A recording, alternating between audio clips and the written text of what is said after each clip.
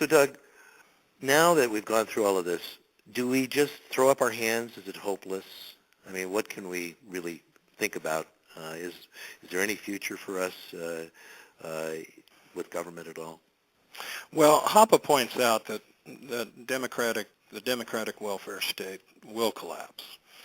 And recognizing that we will eventually have this collapse, it's necessary that besides this crisis is that we have correct ideas to build upon. And not only do we have the correct ideas to build upon, but we need men, women, capable of understanding and implementing those ideas once the opportunity arises.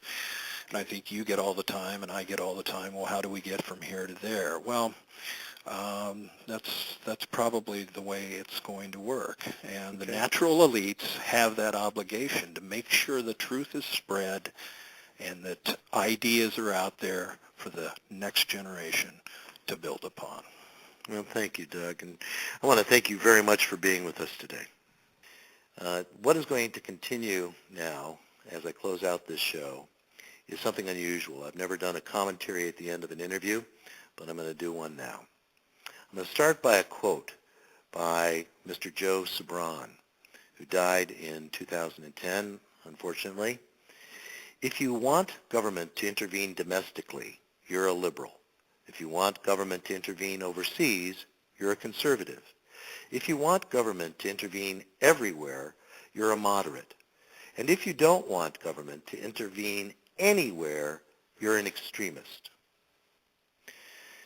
More and more people are becoming aware that government, more specifically democracy, is broken. Yet the fallacy exists that if we only elect the right people, then all will be A-OK. Yet every single election cycle, we go through this same process, and to any objective observer, it ain't getting better. It is getting worse. At the root of this problem is the fact that there seems to be a never-ending stream of political applicants. We have to stop thinking that only if we get the right people in office, it will be better, when it never is. We have to start thinking of ways to get things done without government and without politicians.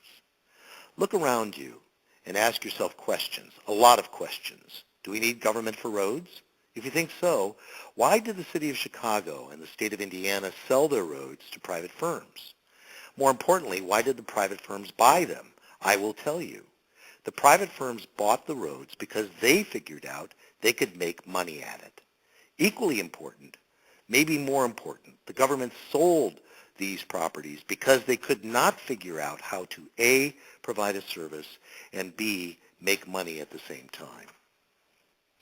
We can duplicate this observation many, many times in looking at other areas the government does not need to run. Do we need government-run grocery stores? I pray to God that this never comes to pass, or we will all starve to death. Habit. We have to break the habit of thinking that government must either be running things or even be part of the discussion of telling us how to run things. When we break this habit and start looking for realistic private solutions, we will then